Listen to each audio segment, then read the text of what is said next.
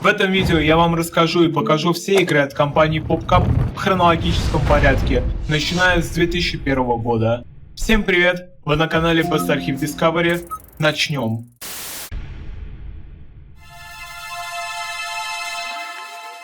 Alchemy Deluxe. Alchemy Deluxe. Эта игра вышла 29 августа 2001 года. Она является пазлом. В ней вам предстоит закрасить все ряды игрового поля в золотой цвет. Для этого нужно либо по вертикали, либо по горизонтали сложить линию из символов так, чтобы они совпали либо по цвету, либо по знаку. Если рядом с объектом, который вы хотите положить тайл, соседствует любой из знаков, нужно, чтобы ваш знак совпал с соседним либо по цвету, либо по типу этого знака. Если вы отправите в утиль тайл 3 раза, игра завершится. В игре отсутствует функция создания профилей для игроков. Bejeweled. Bejeweled. Игра вышла 30 мая 2001 года. Является типичной игрой 3 в ряд, в которой вам нужно набрать наибольшее количество очков. Здесь есть два режима – нормальный и на время. В первом случае у вас нет ограничений по времени. Подсказки отбирают некоторое количество очков. Если на поле не остается больше ходов, сеанс завершается. Во втором режиме вам нужно набить максимальный результат, пока ваше время не закончилось. Ваше время – это шкала заполнения, чтобы перейти на новый уровень. Если шкала доходит до нуля, сеанс завершается. В случае, если ходов не осталось, поле обновляется.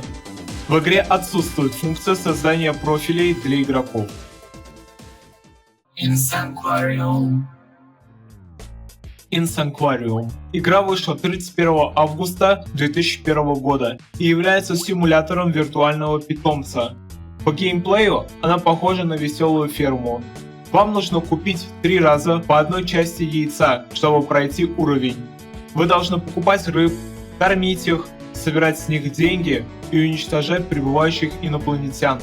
У игры есть 4 режима: приключения, на время, челлендж и резервуар. Первый случай мы уже разобрали. Посмотрим на другие. Цель игры на время – собрать как можно больше монет, пока время не закончится. Челлендж откроется только после прохождения приключения. Вам нужно уничтожать волны инопланетян, пока они не закончатся. Резервуар – это свободный режим, где вы можете покупать рыб и не думать о инопланетянах. Каждый игрок может создать свой собственный профиль. Seven Seas. Seven Seas. Дата выхода этой игры 16 октября 2001 года. Является смесью стратегии и пазла. Цель игры – подсчитать ходы и уничтожить вражеские корабли. У игры только 3 уровня сложности. Нет режимов. В игре отсутствует функция создания профилей для игроков.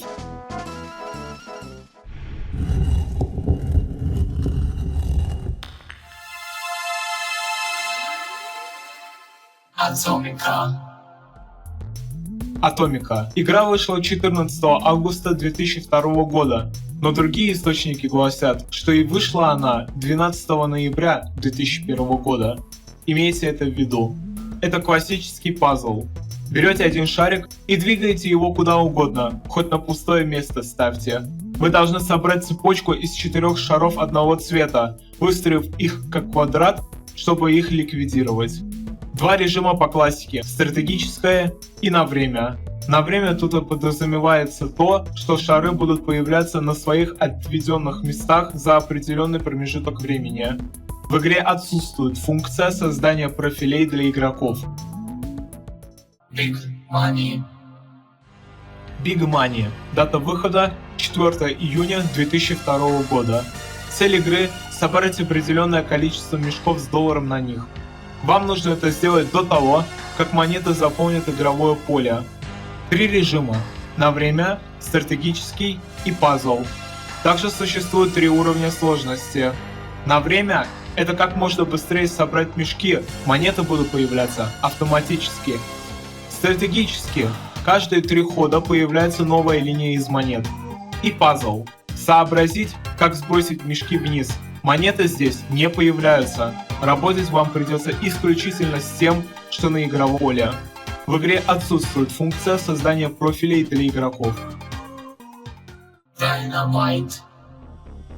Dynamite, 25 января 2002 год. У игры 4 режима. На время, бесконечный, разрушение и окаменелый. По 3 уровня сложности на каждый режим, кроме окаменелый.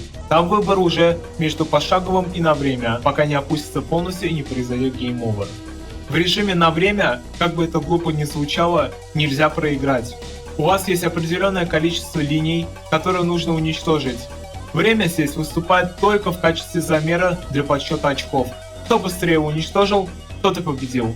Бесконечный режим – это набор очков, пока поле не заполнится шариками и вы не проиграете. Разрушение – за определенное количество попыток вам нужно очистить игровое поле. По истечению лимита сеанс завершится. Окаменелый – на каждом уровне вам нужно свалить вниз часть пазла. Каждый собранный пазл дает вам возможность посмотреть на тот или иной вид в окаменелости. К сожалению, это только до следующей новой игры. В игре отсутствует функция создания профилей для игроков. Mummy Maze.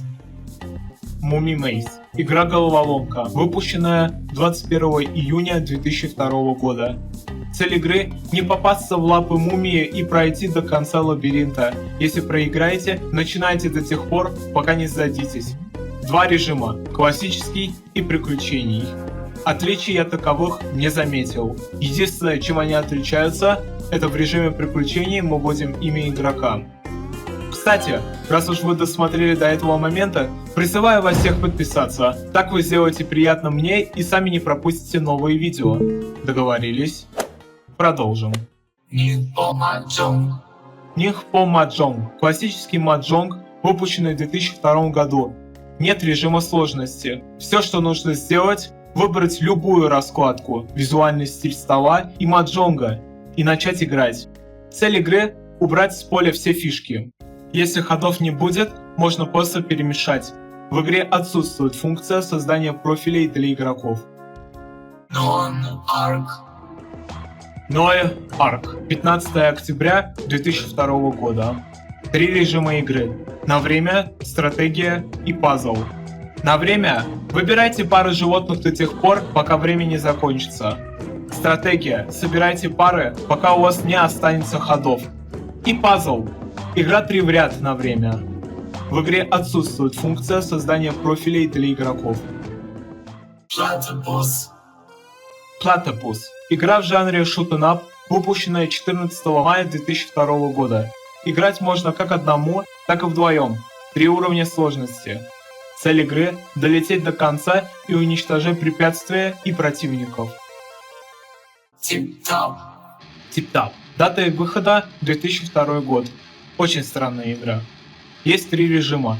В одном вы будете кидать предмет, а внизу будет появляться новый после завершения хода. Во втором вы будете кидать предмет, а снизу будет подниматься другой предмет, противоположный вашему. И третий режим. Соберите достаточное количество очков, пока поле не заполнится полностью. В игре отсутствует функция создания профилей для игроков.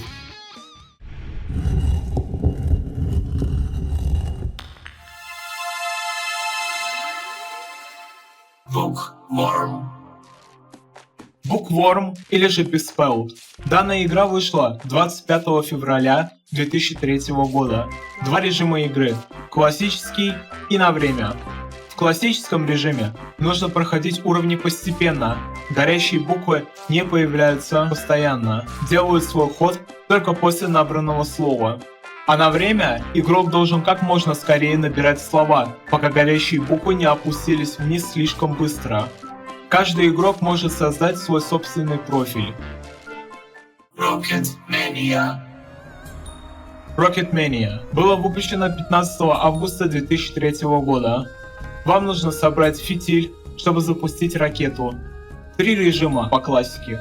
Режим классический – запустите как можно больше ракет, пока таймер не истек. Режим аркада – запустите как можно больше ракет, пока поле не заполнится. И стратегический – запустите как можно больше ракет, пока у вас не закончились ходы.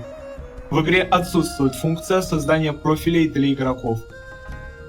Typer Shock. Typer Shark – тренажер для быстрого набора на клавиатуре, выпущенный 11 июня 2003 года. 3 режима игры – туториал, бездна и приключения. Туториал проверяет ваш скилл. Бездна – бесконечная игра, где нужно добирать очки до тех пор, пока не проиграешь. И режим приключения – стандарт. Проходишь уровни с нарастающим уровнем сложности. Каждый игрок может создать свой собственный профиль. Zuma. Zuma – культовая игра для нас с вами. Аркада 3 в ряд, увидевшая свет 12 декабря 2003 года. Цель игры проста – проходить уровни и стать самой главной жабой в мире, познав себя и стать подобным богу солнца. С каждым уровнем игра усложняется, с каждым открытым святилищем появляется новый цвет и новые уровни. Всего 13 этапов.